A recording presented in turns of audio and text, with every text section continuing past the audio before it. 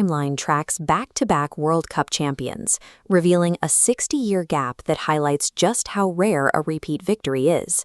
No national team has successfully defended the trophy since Brazil did it in 1962. The modern game makes this even harder. Elite players now face a relentless 60-match club season, leaving them physically drained by the time international tournaments begin. For older stars, the recovery windows are simply too small to maintain peak performance. There is also the tactical cost of success. Once you win, your system is replayed and studied for 4 years. Every detail that once caught teams off guard becomes predictable, allowing opponents to build specific blueprints to shut you down. Argentina is now attempting to overcome these odds while relying on Lionel Messi, a player entering the twilight of his career. At 35, the pressure to repeat isn't just a physical challenge, it's a historical one. Modern football is built to stop repeats. From the physical toll of the calendar to the deep tactical analysis of champions, the deck is heavily stacked against anyone trying to hold on to the summit. To see how Argentina changed, we have to look at the years they spent failing. Between 2010 and 2018, the national team was defined by a massive gap between their talent and their results, consistently crumbling in major finals. The flaw was tactical. While they had a roster full of superstar attackers, the squad lacked a coherent midfield or a defensive spine to protect them. They were a lopsided team that struggled to control the tempo of a match. Under managers like Diego Maradona, the strategy was essentially to get the ball to Messi and wait for a miracle. It placed the entire weight of a nation's expectations on a single pair of shoulders. Top-tier opponents quickly realized that if they could suffocate Messi with 3 or 4 defenders, the rest of the Argentine team had no secondary plan. Without his individual magic, the entire system went dark. These years proved that talent alone is insufficient. Fielding the greatest player in history doesn't matter if you haven't built a defensive foundation to sustain the team when he is neutralized. Lionel Scaloni changed the trajectory of the team by doing something his predecessors wouldn't. He prioritized the system over the stars. He built a hardworking, athletic core that focused on defensive stability first. Scaloni's 4-4-2 was an ecosystem for Messi. High work-rate midfielders absorbed pressure without the captain's help. The midfield handles the heavy lifting of pressing and recovery. This allows Messi to conserve energy, ensuring when the ball reaches him, he is fresh and clinical. Players like Rodrigo De Paul became essential to this machine.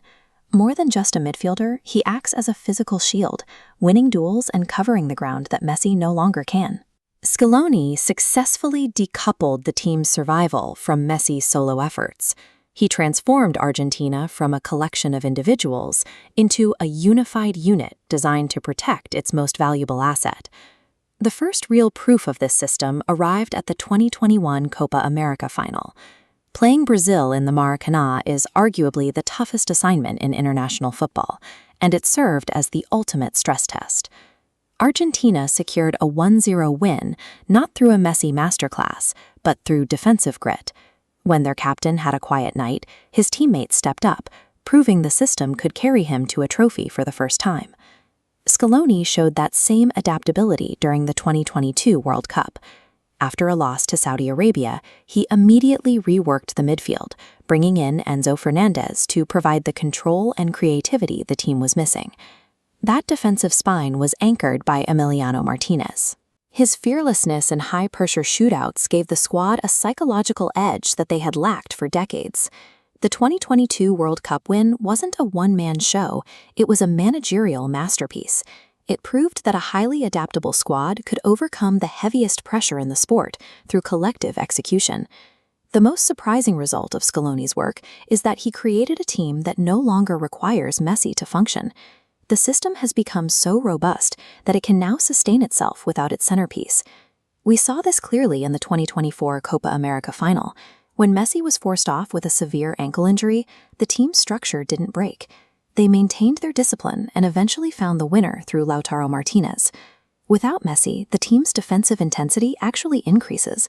They transition into a more aggressive pressing unit, using the mobility of younger forwards to force errors and create scoring opportunities from multiple areas of the pitch. The squad is now tactically fluid. They can control the game through possession, or they can use the speed of players like Julián Álvarez to strike directly on the counterattack, making them much harder to plan for.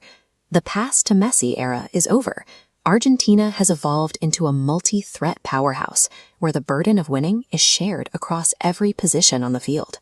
Winning in Qatar did more than just add a trophy. It ended the legacy debates and the psychological weight that had paralyzed the national team for a generation. Today, the squad plays with a sense of aggressive freedom. Because they have already achieved the impossible, they can compete for the joy of it, making them even more dangerous to the rest of the world. The world isn't just facing an aging legend anymore.